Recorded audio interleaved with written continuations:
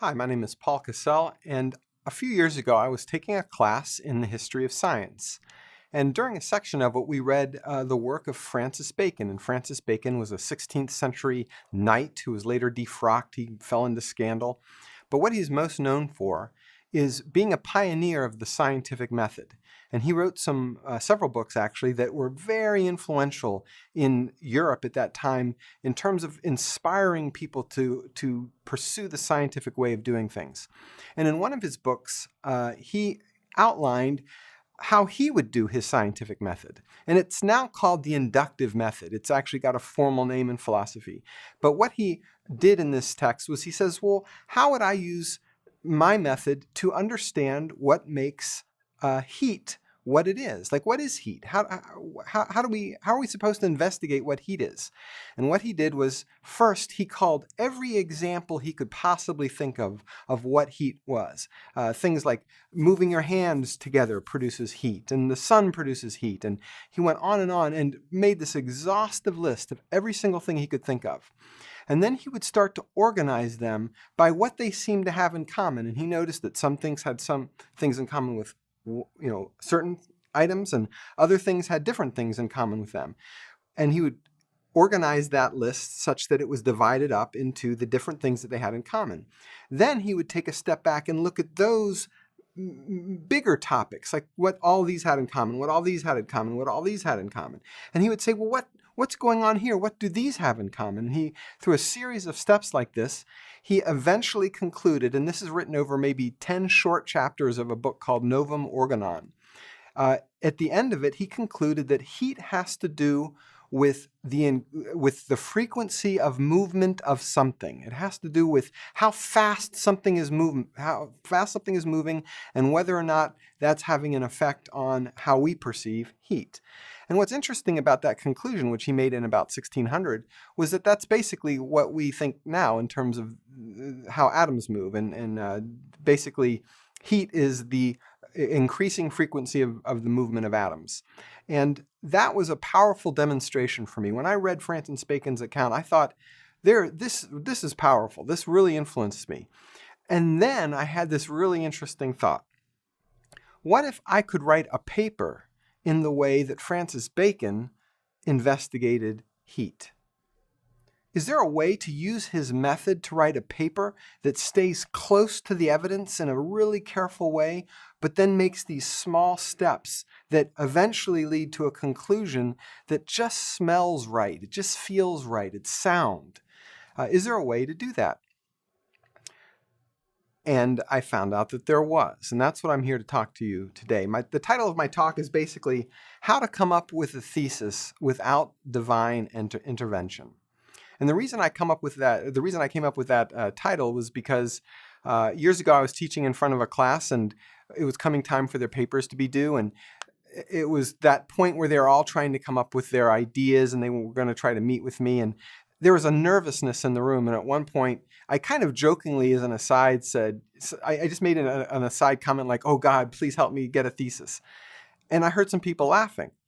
And I queried them. I said, well, why are you laughing? And it turns out that for a large percentage of the people, even the foxhole believers, the people that aren't normally believers, but in this moment of terror, they became believers. They were crying out, "Oh God, I need help writing a thesis." And it occurred to me, the reason that this is the case is that it appears to be a magical act. It's almost like you need to have some lightning strike in the brain in order to write a thesis. Where do they come from? And that's when it dawned on me that these students need to learn about Francis Bacon's method. Because Francis Bacon said something really interesting. He said the human mind needs weights, not wings, which kind of goes against what we normally think. Oh, we talk about the human mind needing wings. His take was just the opposite. It needs weights, not wings. Why did he think that? Because he knew the human mind is naturally creative. It automatically does creative things.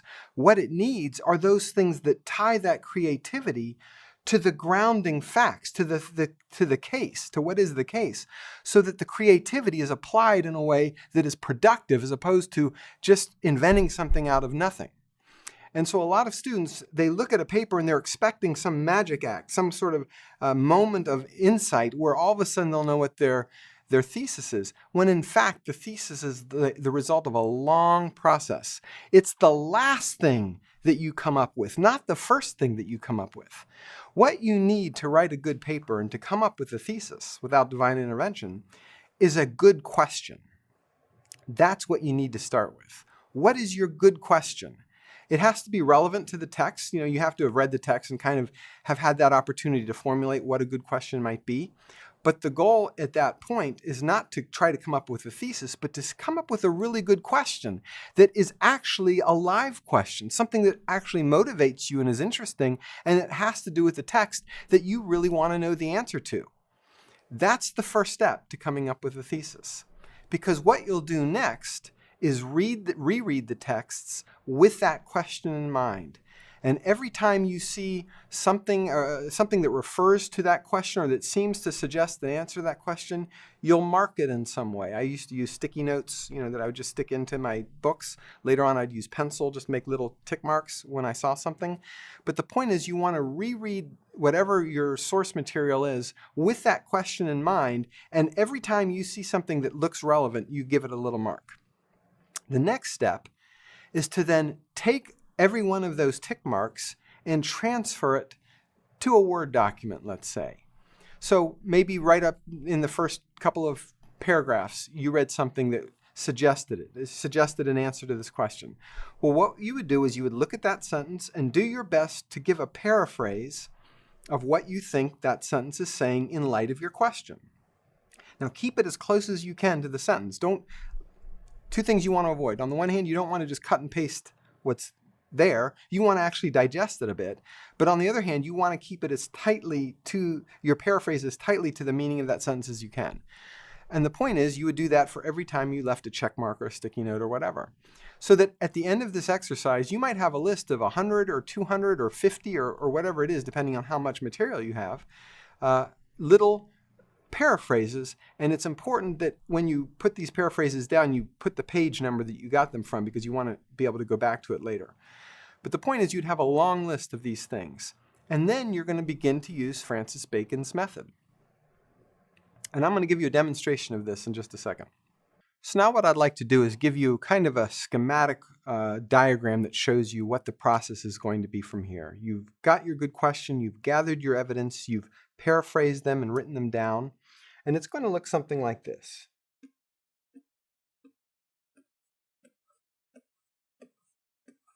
Each one of these represents one of your paraphrases. Now what you're going to do is you're going to look at these and notice if any of them have things in common with each other, if there are any clear breaks in the kind of thought that they seem to be about. So you might notice, for example, that the first three are kind of about the same thing. And then you might notice that the last two are kind of about the same thing, that the middle three are kind of about the same thing, and that this one and this one are kind of about the same thing.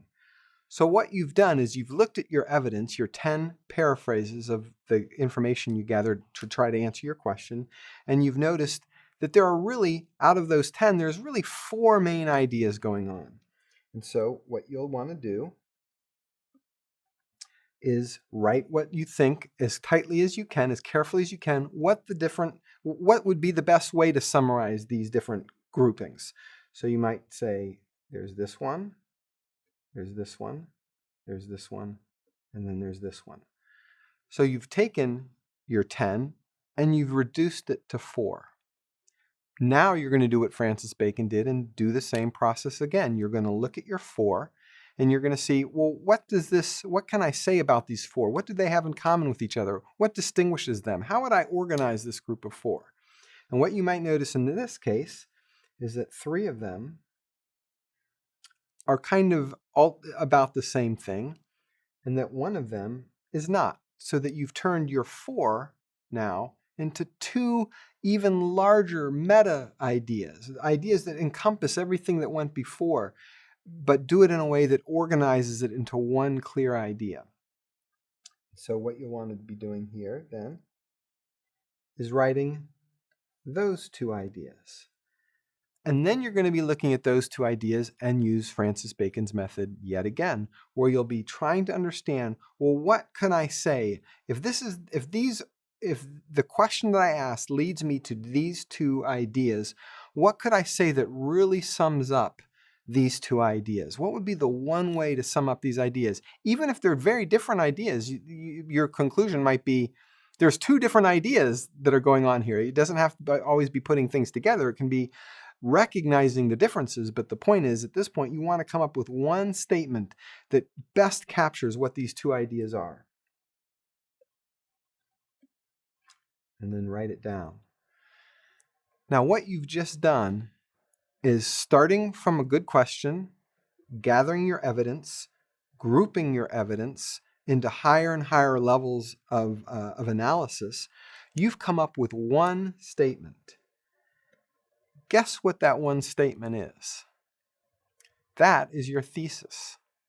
That is what you're going to claim is the case as a result of asking a good question and looking at a lot of evidence and attempting to summarize it. The reason this works so well is that Francis Bacon said that the human mind needs weights, not wings.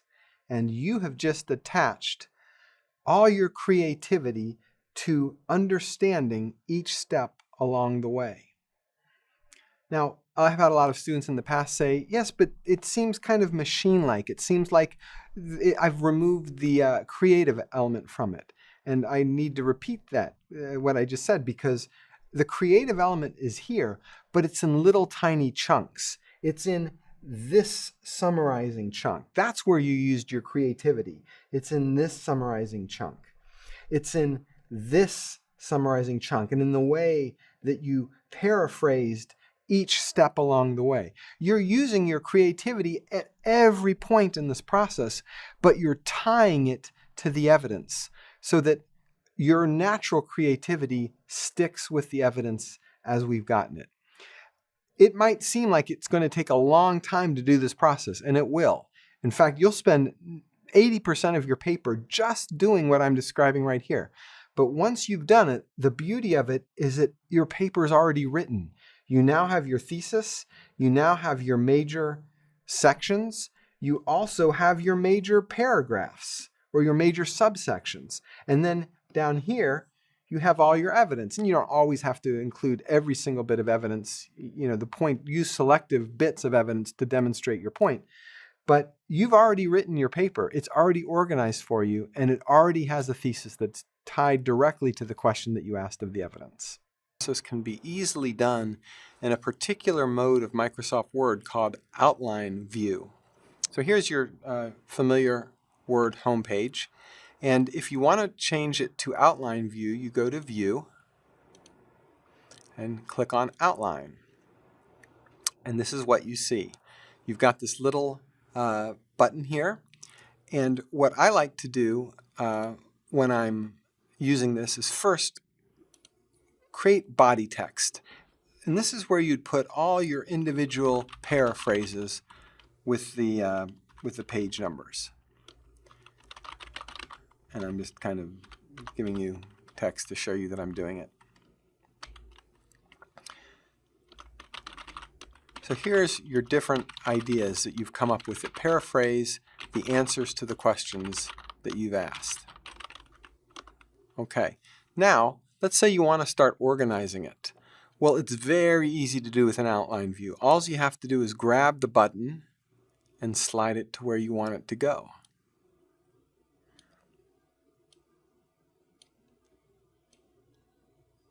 And you get some sense of the organization. Now, let's say you decide, I think I'm going to change what this means, these three here. I'm going to paraphrase these three, and I'm going to create a title called this. This represents my paraphrase of what I think these three things have in common. Well, what you can do is you can promote it from body text to another level. Now, I usually go to a level that's just a little bit higher. You can play with this actually to get a feel for it. But I want to give myself room to create higher and higher levels as I go. So I'll usually pick something like this just to get it going. So these three fit here. And the next two are summed up by this, which I'm also going to promote. And then just for the sake of time, I'll say the next four are actually the other summary, which I'm going to promote. Now, you've changed your 10 ideas into 3 meta ideas or bigger ideas that you think this idea best sums up the idea here. Now, this is great because you can click this little X and turn it into, and basically remove what's underneath it. And now you're just dealing with these 3 little ideas here. And you can move these around if you want to, any way you want to, and everything underneath it moves as well. So now let's say you've looked at these 3, you come up with that the bottom 2 are very similar.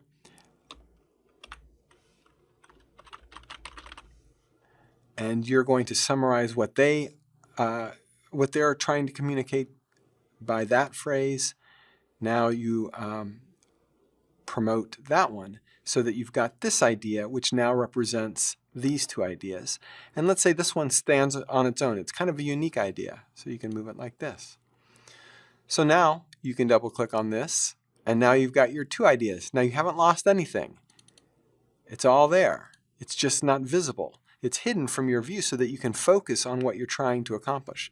And now here's where you might say, I think the best way to paraphrase what these 2 ideas are is, and now you can promote this.